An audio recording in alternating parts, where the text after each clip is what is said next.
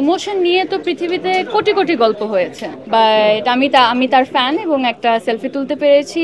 পৃথিবীর বিভিন্ন জায়গা থেকে অনেক তারকারা এসেছিলেন এবং আমার এটা প্রথমবারের মতো অনেক ভালো লাগছে এবং মনে হচ্ছে নতুন একটা জার্নি।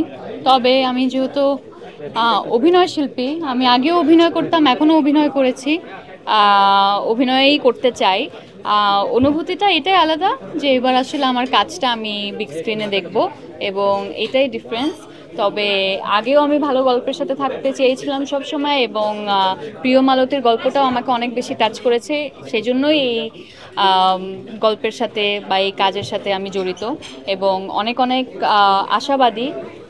আপনারা সবাই হলে আসবেন, 20 তারিখে রিলিজ হচ্ছে, আপনারা সবাই দেখবেন এবং আপনাদের ভালো লাগা মন্দ লাগা সব কিছু জানাবেন। ইমোশন নিয়ে তো পৃথিবীতে কোটি কোটি গল্প হয়েছে এবং আমারও করা হয়েছে, ব্যাপারটা তা না, বাট আমার মনে হয় গল্পের নতুনত্বটা আসলে সেই জায়গায় থাকে যখন আসলে আমরা সেটাকে একটা নতুনভাবে একটা ইউনিক একটা বার্তা নিয়ে যদি আমরা গল্পটা বলতে চাই, তো সেই জায়গা থেকে আমি বলবো এই কাজের সবচাইতে ইউনিক দিকটা হচ্ছে তার গল্প এবং এখানে যে বার্তাটা আছে সেটা।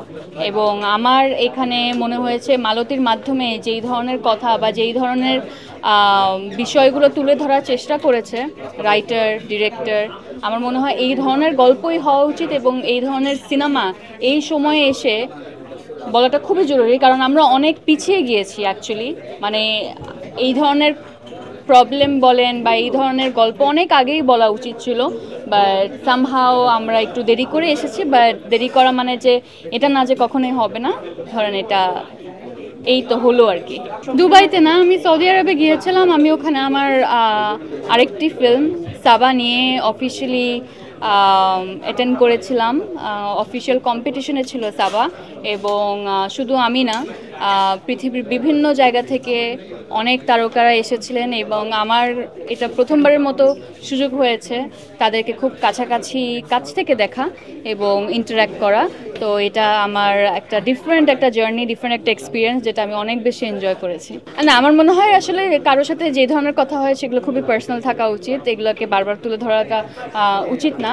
বাট আমি তার ফ্যান এবং একটা সেলফি তুলতে পেরেছি এবং he is a versatile actor এবং এই ধরনের আর্টিস্টই আসলে অনেক অনেক অ্যাসপায়ারিং অ্যাক্টরদেরকে ইন্সপায়ার করে। So it was very good day for me.